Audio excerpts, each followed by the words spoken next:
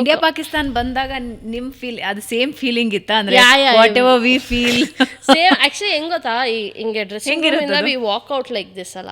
So world cup matches ಅಲ್ಲಿ you have to line up national ಆ್ಯಂಥಮ್ಸ್ಗೆ. So you all line up 5 minutes before and you are waiting. ಅವ್ರು ಆಟೋಮೆಟಿಕ್ಕಾಗಿ ಈ ಕಡೆ India ಆ ಕಡೆ ಪಾಕಿಸ್ತಾನ್ ಅವರು ಆಟೋಮೆಟಿಕ್ಕಾಗಿ ಸ್ಪ್ರೆಡ್ ಆಗೋಗಿದ್ರು. ಸೊ ಇಲ್ಲಿಂದ ಇಂಡಿಯಾ ಅಂದರೆ ಅಲ್ಲಿಂದ ಪಾಕಿಸ್ತಾನ್ ಜಿಂದಾಬಾದ್ ಅಂದ್ಕೊಂಡು. ಸೊ ಆ ಫ್ಯಾನ್ ವಾರ್ಸ್ ಏನಿರುತ್ತೋ ವೆರಿ ಕ್ಲೋಸ್ಲಿ. ಆ್ಯಂಡ್ ಇಂಡಿಯನ್ ಸ್ಟೇಡಿಯಮ್ಸಲ್ಲಿ ಸ್ವಲ್ಪ ಡಿಸ್ಟೆನ್ಸ್ ಮೇಂಟೈನ್ ಮಾಡ್ಬೋದು ಜನದಿಂದ. They are right next to you. ಇಲ್ಲಿ ನಾನು ನಿಂತಿದ್ದೀನಿ ಅಂದರೆ they hear, they can touch me, I can hear everything. So ಆ ಒಂದು ಹಂತದಲ್ಲಿ and we very superstitious in the line up also.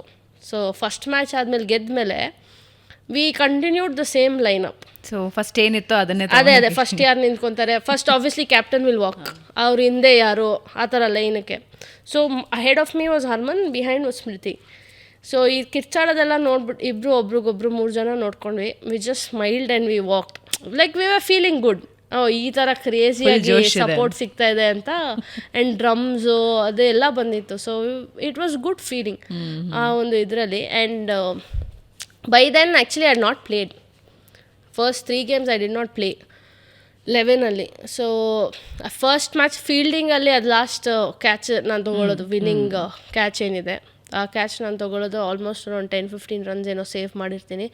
And Charlotte Edwards ಅಂತ ಒಬ್ಬರು ಫಾರ್ಮರ್ ಪ್ಲೇಯರ್ ಇದ್ದವರು, she walked up and she told Mithali like, because Smriti ಅವಾಗೇನು injury ಆಗಿ ಬಂದಿದ್ದರಿಂದ she was not 100%. Batting ಆಡಿ I think she had scored 90 or something. So she was not feeling good. So 10-15 overs ಆದಮೇಲೆ swap ಮಾಡಿದ್ವಿ ನಾವು. ಅಲ್ಲಿ dive ಮಾಡಿದಾಗ ಕಾಲು ಒದೆ ಬಿತ್ತು ಅಂತ. And Charlotte Edwards went and told Mithali as like, who did you get in place of her? Like because of her only you won the match or something like that. So that compliment gave me hopes. ಪರವಾಗಿಲ್ಲ, like ಆಡಿಲ್ಲ ಅಂದರೂ I have made an impact, I have made some ಇದು. After 3 games I got a chance. And by the time New Zealand game came, all of us thought it is not live because ನಮ್ಗೆ live ಇದೆ ಅಂತ ಗೊತ್ತಿರಲಿಲ್ಲ.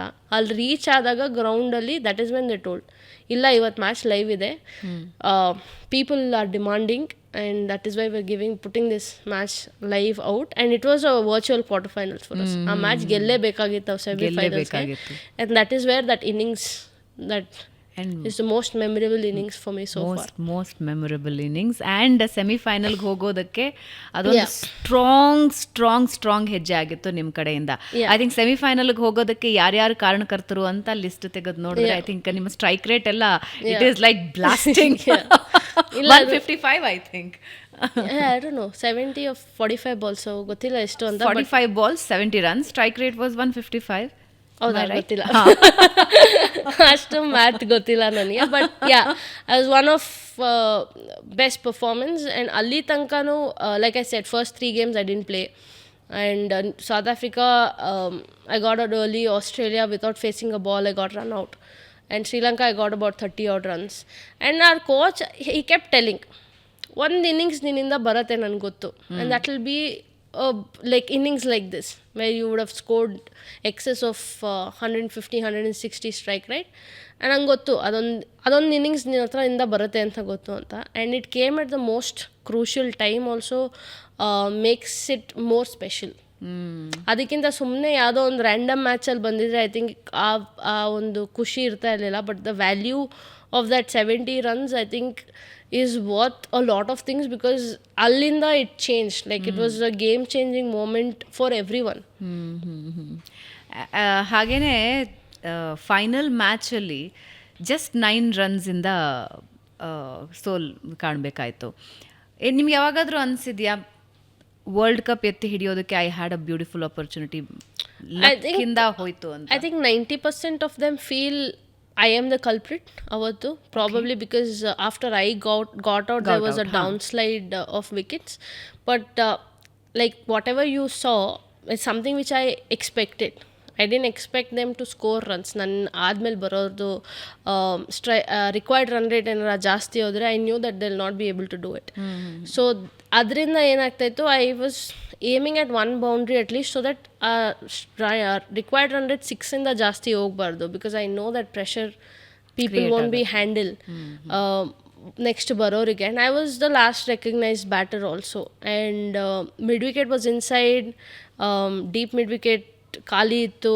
They were attacking my legs because of ಸೈಡಲ್ಲಿ I was getting runs, so they wanted to cramp me for room. My only thing was I just had to beat one fielder, and even with a miss hit I probably can clear it, but unfortunately it was a top edge, and at that point we needed 29 runs of 30 balls. And I always people say like, oh, maybe if you had won that World Cup things would have been very difficult for you also, different for you also. Maybe you could have been a hero at that point. But I felt, you put me in that situation, I'll probably again try the same shot and maybe execute it better. But my execution is something which failed me that day and failed the entire nation anta ansutte. But I still don't regret because ವಿಲನೈಸ್ ಮಾಡಿದ್ರ ನಿಮ್ಮನ್ನ? ಇಲ್ಲ ಇಲ್ಲ ಇಲ್ಲ ಇಲ್ಲ, ಜನ ಇವಾಗಲೂ ಮಾತಾಡ್ತಾರೆ. Okay. Even now social media, a lot of people, like, you know, this trolls is a different set of people. So they ನೀವೇನೇ ಮರಿಬೇಕು ಅಂದ್ರೂ ಮರ್ಯಾದಕ್ಕೆ ಬಿಡಲ್ಲ. They always come back to it and they keep taunting you for it. But put yourself in my situation. Had that gone for a 4, I think scenario would have been different. But avatu ನೀವು ನೋಡಿದ್ರೆ until then she was very expensive. She ended up picking 6 wickets avatu. But until then she was very expensive, and I wanted to target her because she was not consistent with her line and length. Things changed for her. She had picked Smriti in the beginning, but then she went for a lot of runs.